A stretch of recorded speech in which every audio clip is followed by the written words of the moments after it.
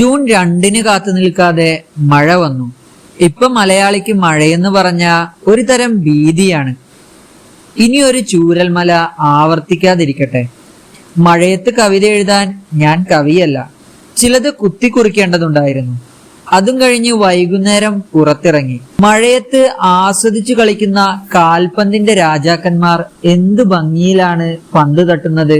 മഴയത്ത് പന്ത് തട്ടാൻ ഒരു വല്ലാത്ത രസമാണ്. ആ മഴയുടെ കുളിരിൽ പന്ത് തട്ടുമ്പോൾ നമുക്ക് വല്ലാത്ത ഒരു ആനന്ദം കിട്ടും. അടുത്ത പേമാരിക്കായി കാർമേഘങ്ങൾ സജ്ജരായിട്ടുണ്ട്.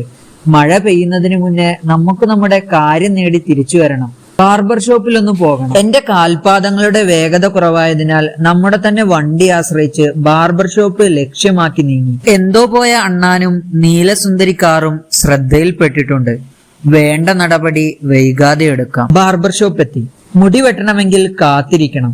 ചിലപ്പോ അരമണിക്കൂർ, അല്ലെങ്കിൽ 1 മണിക്കൂർ, ചിലപ്പോ മണിക്കൂറുകൾ. ഇതിന് കണക്കൊന്നുമില്ല.